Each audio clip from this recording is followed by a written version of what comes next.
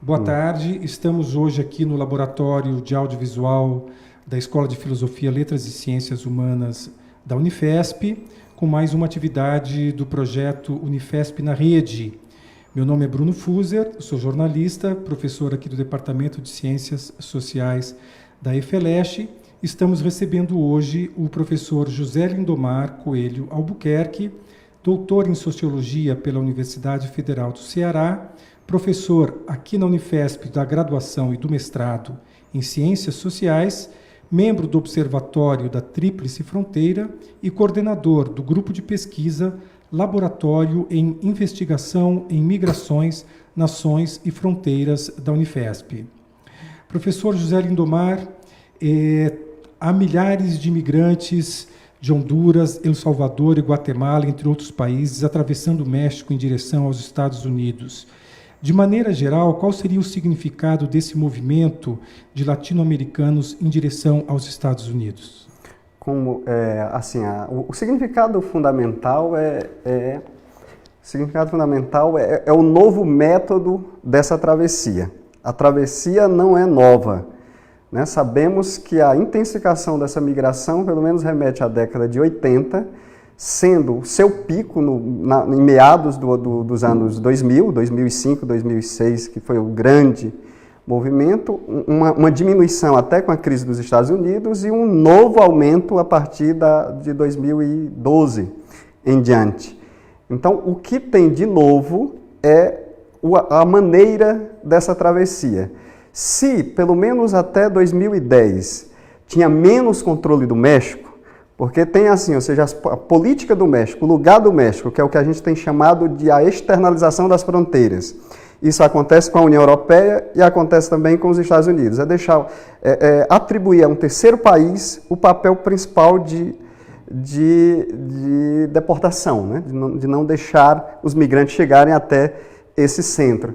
Não é? Então, as políticas, principalmente a partir de 2010, mas especialmente o Plano Fronteira Sul em 2014, do governo mexicano, ainda no governo Obama, né, entre Obama e o Enrique Nieto, ou seja, acentuou profundamente a deportação de centro-americanos, ou seja, a grande passagem pelo território mexicano ficou cada vez mais difícil. E nesse ficar mais difícil, aquilo que era principalmente a travessia, se a gente olha alguns filmes como A Jaula de Ouro, Os Invisíveis, né, que são filmes interessantes desta larga travessia, você vai ver que um dos mecanismos de travessia eram pequenos grupos através da chamada La Bestia, o trem que atravessava e que ali, né, ou seja, constantemente estava havendo essa movimentação. Esse plano da fronteira norte tanto tem mais controle na própria fronteira com a Guatemala, como também vários pontos, né, ou seja, que a gente pode dizer de estruturas militares ao longo do caminho e principalmente do trem. Então, ou seja, como ficou cada vez mais difícil, então se reorganizou o método político da travessia. E aí, principalmente, as primeiras com quantidade menores, de 200, de 1.000, de 1.500 ao longo dos últimos anos, e principalmente nos 2 últimos anos, a intensificação destas caravanas, sendo a que deu mais visibilidade antes dessa, a de abril, que já, principalmente depois do Trump falar da história de que iria barrar e de que ia acelerar a construção do muro, e sem dúvida a mais expressiva essa, né? Então tem um significado de ação política de maneira horizontal, ação política dos imigrantes, ou seja, não tem nenhuma grande liderança organizando, né? Então você tem principalmente o Pueblo Sem Fronteira, que tem algumas lideranças no meio, mas todas as decisões de maneiras horizontais e cada passo da caravana uma nova discussão para que caminho seguir. Então, do ponto de vista a gente pode dizer assim, tem 2 significados políticos. O significado de uma nova forma de organização da travessia diante dos obstáculos, por parte dos próprios migrantes e uma experiência cotidiana, traumática, né? Porque essa travessia aí, com milhares de crianças, mulheres grávidas e etc., ou seja, a dificuldade é imensa nessa travessia. Por outro lado, ou seja, uma construção política feita pelos próprios atores migrantes e algumas redes, né, de apoio de apoio aos migrantes. Por outro lado, essa visibilidade, a gente pode dizer, o significado político-midiático, principalmente agora, principalmente diante das eleições nos Estados Unidos, e que, ou seja, por sua vez, serve de arma política para o Trump conseguir apoio para o Partido Republicano, que é aquele partido que mais defende essas políticas anti-imigração. Então você tem aí dois significados completamente diferentes nesse momento. E o presidente Trump tem proclamado que não vai deixar essas caravanas entrarem. É possível deter esse movimento? Assim, você tem uma fronteira extensa, né, de mais de 3 mil quilômetros. Claro que as nossas são bem mais longas, né? Mas temos aí uma fronteira com mais de 3 mil quilômetros e com 1.000 e poucos quilômetros já com muros, né? Porque essa coisa do Trump fazer o muro, ou seja, o muro já vem sendo construído desde 94, né? Com fases sucessivas e inclusive com trechos de 3 muros. Lugares com 2 muros, né? Ou seja, eu acompanhei de perto em Tijuana em 2013 e observei, ou seja, essas várias formas de construção de muro aí em contextos anteriores. Então você tem 1.000 e poucos, 1.130 quilômetros de muro já existente, tem deserto, tem, né, rios, tem situações bastante diversas de travessia e, claro, ou seja, do ponto de vista operacional é impossível controlar tudo. Mas o presidente norte-americano, o estadunidense, está prometendo, já foi deslocado 5.200 militares e uma promessa de 15 mil, semelhante à quantidade de militares que foi para o Afeganistão. Então, ou seja, tem em termos de quantificação de militares que pode se deslocar para a região, são números assim, como se diz, bastante expressivo. Ademais dos grupos privados, que já, principalmente por causa dessas falas do Trump, ou seja, os fazendeiros e os grupos privados, que são praticamente grupos de extermínio, né? Ou seja, estão já bastante armados para não deixar os imigrantes entrarem, como são principalmente em regiões do Texas, que mais eles se concentram. Existe o risco de haver um conflito direto e vamos dizer assim, uma grande violência contra esses imigrantes? Claro, sempre existe esse risco. Por exemplo, o exemplo da caravana de abril. Ela começou com 1.500 pessoas na fronteira sul, mas só chegou 200, não é? De 1.500, só chegou 200 em Tijuana, e desses só 50 e poucos pediram asilo, né? Diretamente, né? Então você tem agora uma caravana com a quantificação, que é bom dizer isso também, né? Ou seja, existe toda uma política dos números, seja na quantidade da caravana, seja nesses atos políticos do próprio Trump. Então, ou seja, não necessariamente vai 15 mil militares, não necessariamente aqui tem 7 mil imigrantes, não é? Então, ou seja, esses números todos são jogos políticos também nessa expressão. E principalmente o que tem acontecido nas caravanas, pelas experiências anteriores, é que tem uma grande concentração até a cidade do México, que é um ponto. Ou seja, ela tem uma ideia de visibilização política.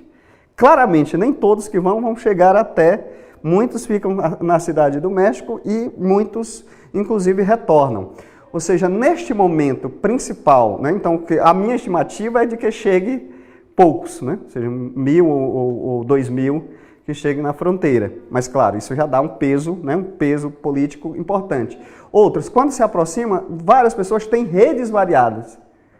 Né? Nem todo mundo vai tentar atravessar no mesmo momento, né? Tem contatos variados, porque muitos foram deportados e estão retornando, então tem redes familiares de todas as formas. Como estamos falando de uma migração pelo menos de 40 anos, então, ou seja, se constrói uma rede que a gente chama de transnacionalismo, impressionante, né? De vínculos entre um lado e outro. Então, assim, do ponto de vista das estratégias, eu não acredito que seja aquela entrada direta, né? Ou seja, vai ser parcializado. Agora, um dado importante também é a postura do presidente do México hoje.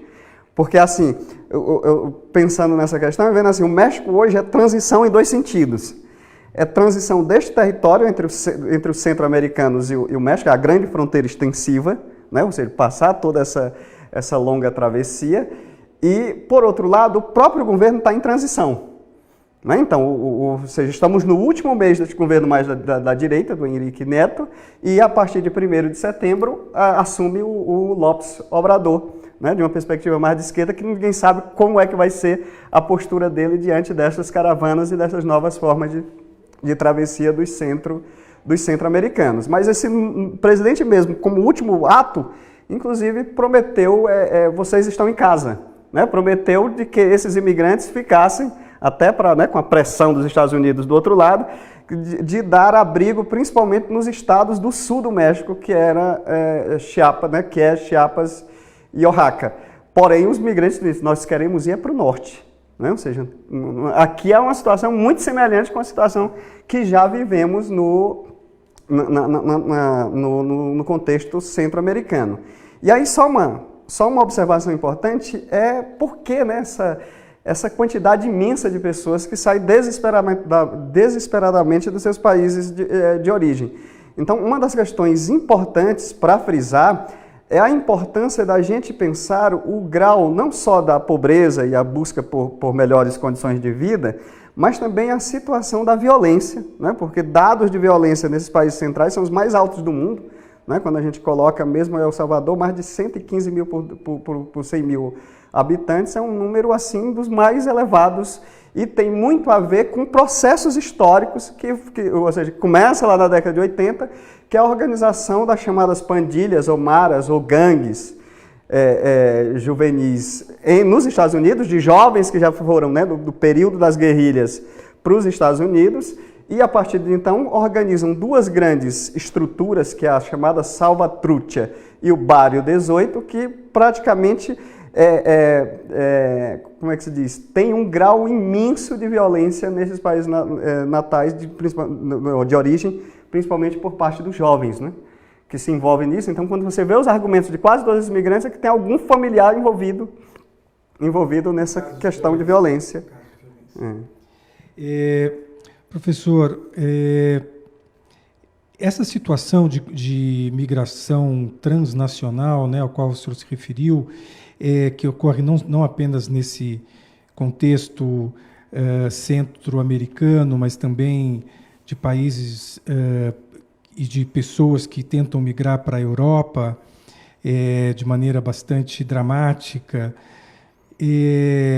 entre outros, estariam criando hoje um novo panorama em relação à ocupação dos Estados-nação, uma outra noção de ser cidadão. O que acontece hoje no mundo? As pessoas querem transitar livremente? Os países podem abrigar essas pessoas? Eu acho que o mundo contemporâneo, eu costumo dizer isso, né? Ou seja, a leitura da década de 90 era uma leitura otimista, né? Claro, de uma parte do mundo, né? Principalmente o mundo mais ocidental, até com a história do fim do Muro de Berlim, etc., a formação da União Europeia, do Bloco do Mercosul, do NAFTA, de várias questões, aparecia como se fosse uma possibilidade de uma livre circulação bem mais forte. E o que a gente percebe, pelo menos na década seguinte, né? Claro, começa na década de 90 mesmo, políticas de controle. Acabei de dizer que o Muro dos Estados Unidos começou em 94, junto com o NAFTA, né? Então você tem a área de livre comércio, no mesmo ano, o início da construção dos muros, né? Porque tem aquela questão profunda, né, da livre circulação, por um lado, das riquezas, das mercadorias e etc., e por outro lado, os controles das populações, principalmente de determinados tipos de populações. Porque o que a gente tem que pensar é que o que está central hoje é uma política seletiva de controle, principalmente, né, você vai nessa fronteira México-Estados Unidos, uma quantidade de fluxo imenso. Mas claro que é sempre mais fácil transitar para um lado do que transitar para o outro, né? É muito mais fácil o norte-americano chegar e fazer tudo em Tijuana do que vir do México e entrar nos Estados Unidos, ou vir centro-americano, ou ter determinada cor de pele, né? Então, questões de classe, raça, gênero, tudo isso interfere neste filtro, né? Pensando aí as fronteiras como filtro. Agora, o que eu percebo, assim, de uma maneira geral, no âmbito das fronteiras, é claramente, a cada década, quando eu comparo principalmente a União Europeia e os Estados Unidos, a cada década uma nova política de controle, É quase assim, quase literal 10 anos com a radicalização de uma política de controle. Você olha mesmo aí com os Estados Unidos, tem uma lei antimigração e antiterrorista que começa em 96. Em 96 vem outro, né, que é o ato mesmo mais de fechamento das fronteiras. E agora, a partir de 2014, não é? E agora principalmente com o governo Trump, a construção radical do muro de uma ponta à outra. Quando você olha as fronteiras sul da União Europeia, é algo muito semelhante. A cada década, uma radicalização desse processo. E, por sua vez, o aumento da pobreza, das formas de expulsão, dos deslocamentos variados, né, por questões de guerra, de pobreza, mas também por questões ambientais, então aí a quantidade de refugiados ambientais que se deslocam também, você tem essa pressão migratória por outro lado, e essa pressão migratória cada vez tem que inventar novos métodos. A cada controle, novas maneiras de travessia. Se antes poderia ser, e claro, cada nova maneira de travessia mais arriscada, e por isso a letalidade, né, cada vez maior. Tem um dos textos que eu estava discutindo na disciplina, que era do Stephanie Rosier, que se chama uma teicopolítica. O que seria essa teicopolítica? A política de contenção através de muros, né? Ou seja, os países mais centrais produzem uma ideia de ameaça externa muito forte, e esta ameaça externa, muitas vezes, junta a ideia de imigrante, terrorista, traficante, tudo no mesmo campo semântico. Não é? Ou seja, você vê o Trump, o que diz? Para barrar a caravana, o que diz? Tem gente do Oriente Médio aí dentro. Olha o imaginário associando a isso. Tem os membros da gangue. Né? Então, vai criando toda uma ideia, né, de uma necessidade de proteção para construir essas barreiras. Então, esse é o ponto de vista da fronteira. Agora, do ponto de vista da nação, isso tem modificado, com essa quantidade imensa, né, que eu coloco muito no campo, não restrito a esse momento, mas o cenário mesmo pós-Segunda Guerra Mundial, de lá para cá, tudo o que aconteceu dos processos de deslocamentos humanos para estes países centrais tem mudado muito. Seja a cara dos Estados Unidos, com os latinos todos que hoje, né, que hoje estão presentes lá, seja de países como a França, como a Inglaterra e tudo, né? Ou seja, desde das migrações de suas ex-colônias, que tem modificado do ponto de vista da imaginação nacional muito o que significa essas nações hoje. E esses imigrantes nesses países centrais, eles conseguem circular e obter direitos a partir da Segunda Guerra, por exemplo? Aí tem, por um lado, essas tentativas de direito, mas sempre medidas de controle migratório. O que antes era mais fácil, a gente sabe, né? Mesmo quando pensa a questão da Europa, você tem o boom europeu econômico pós-Segunda Guerra Mundial e teve necessidade de muitos imigrantes. Então teve um momento, pelo menos até a década de 70, que imigrante era bem-vindo. Principalmente, claro, com menos condições, principalmente homens e etc. Quando você tem ali a crise a partir da década de 70, você tem aí a produção, que eu chamo assim, né? A produção do imigrante ilegal. Né? Porque a partir de agora você precisa de conjunto de legislação para criminalizar o imigrante. Né? Que essa é a grande luta. Por exemplo, neste exato momento, junto com a caravana, está acontecendo no México o 8 Fórum Mundial das Migrações. E uma das bandeiras é o migrante com direitos. E direitos universais. No sentido de dizer que você, assim, ou seja, nenhuma pessoa, nas grandes bandeiras, nenhuma pessoa é ilegal, né? Ou seja, centrando nessas questões dos direitos humanos, do direito do ser humano se deslocar de um lugar para o outro, e como os Estados nacionais vão produzindo a figura do migrante ilegal, né? Que é isso que acontece nos Estados Unidos, né? Muitos mexicanos foram muito bem-vindos até um determinado momento, e como essa questão vai se radicalizar, os centro-americanos também, como vai ser produzindo cada vez mais essa questão da ilegalidade.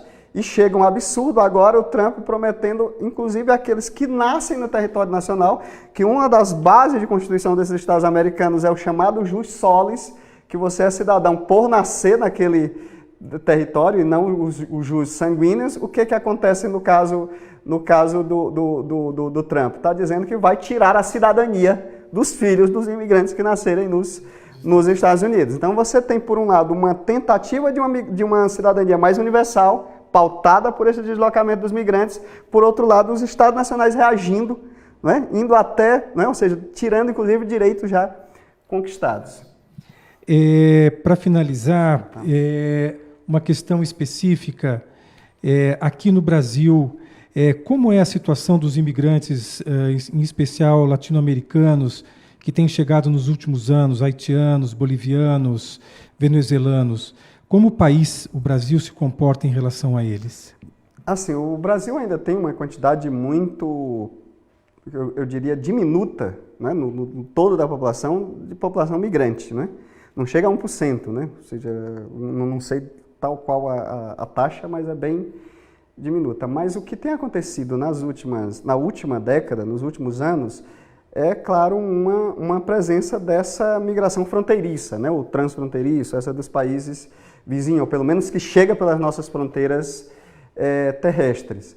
Então, assim, o Brasil tem esse histórico de imigração, né, europeia, se constitui mais ou menos dessa forma, e nos últimos anos tem aquela ideia da hospitalidade do imigrante, a gente pode pontuar que não é bem assim, né? Ou seja, principalmente seja no cotidiano, a entrada dos bolivianos, por exemplo, teve facilidade, teve a livre residência a partir de 2009, mas o cotidiano, inclusive teve alunas que pesquisaram escolas com alunos bolivianos, tem a questão do preconceito diário com a questão da população boliviana. Então, assim, eu sempre costumo dizer que essa questão da presença boliviana em São Paulo, a presença haitiana mais recente, tudo que a imprensa brasileira também produziu, muito semelhante com o que acontece nesses países centrais, de produção do outro como ameaça, como invasão.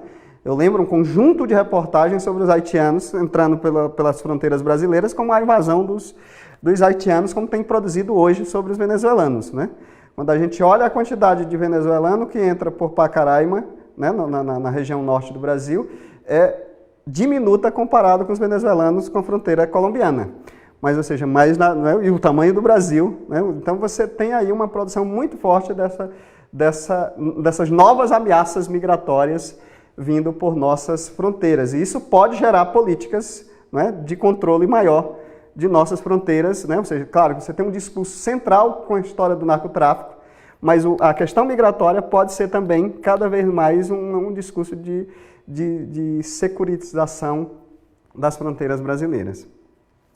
Tá, ok. Professor José Lindomar, então agradeço aqui a sua presença e o debate, e ficamos aqui à disposição para qualquer outra questão que você futuramente queira nos apresentar.